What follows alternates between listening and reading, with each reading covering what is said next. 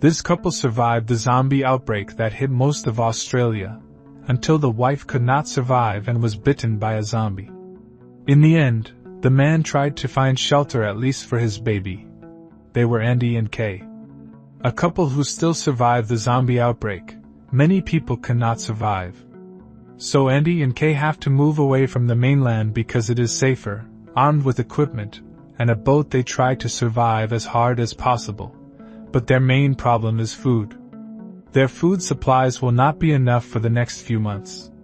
Then they found an abandoned ship. Andy tried to take some of the items and food in it. But it seems he has to hurry because there seems to be a zombie in the ship. Kay is very grateful that Andy can get food, this way they might survive longer. When Andy rested, Kay tried to enter the abandoned ship to look for other items. Unfortunately, he was bitten by a zombie. Andy just realized that Kay might be in danger. They had no choice but to go to the hospital. Because in a few hours, if Kay doesn't get help, maybe she will become a zombie faster. They decide to go to the mainland and take an unused car. They have to hurry because there are zombies who realize their presence. In the middle of the trip, they stop to change their child's diaper named Rosie. But Andy sees Rosie lying on the road. The effects of the zombie bite seem to run faster than they imagined. So there is a conflict between them. Kay asks to leave her, but Andy doesn't want to.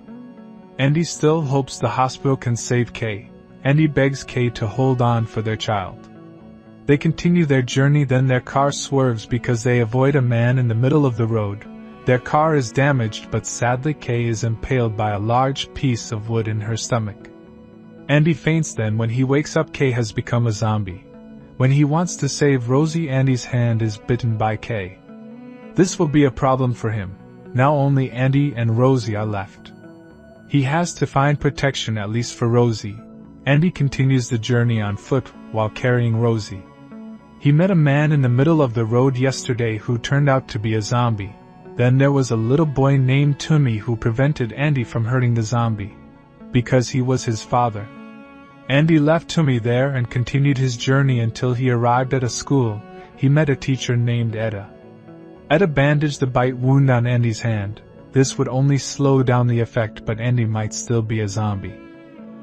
That night Andy began to feel himself mutating, but it was still in the early stages and he could still control his body. The next day Andy decided to continue his journey. Etta gave him instructions to find the Aboriginal tribe. Tommy was one of her students, and maybe he could help him. From there Andy started looking for Tommy, but he met a man named Vic. He was trapped and needed help. Vic was a zombie hunter. He would kill the zombies and take the items they had.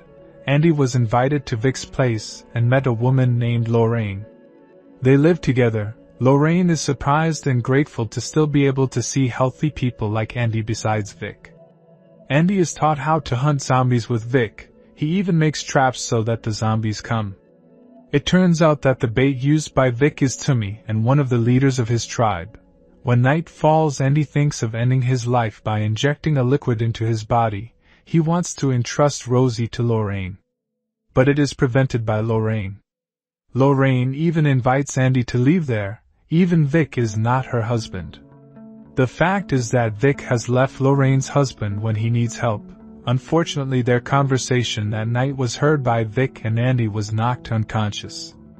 Waking up, he was in a cage with Tommy to be used as bait. Andy has an idea to get out of there, but Tommy has to work with him. The pieces of carcass that are there, Andy hooks on a rope, then he throws the rope near the zombies. The rope will be pulled until the cage door opens. But they have to hurry up, otherwise the door will close again. When they succeed, they escape from there and return to Vic's place. He wants to take Rosie and invite Lorraine to go. Unfortunately, their actions are discovered by Vic. Lorraine saves Andy and Tommy and Vic shoots, until in the end he does not survive. Now they are targeted by Vic. That night when hiding, Andy looks like he will become a zombie. This is the second stage. Before his eyes and mouth will release a disgusting liquid, they continue to travel until Tommy finds his father locked in a tree. The Tommy tribe believes that this way the zombies they call ghosts will not take the bodies of the people they love.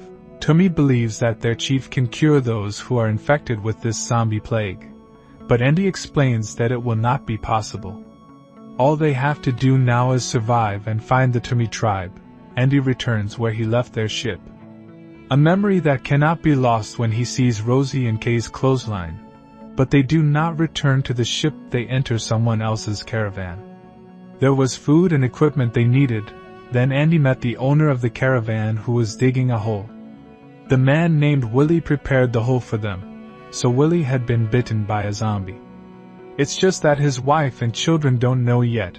He plans to kill his family and himself using the gun he has.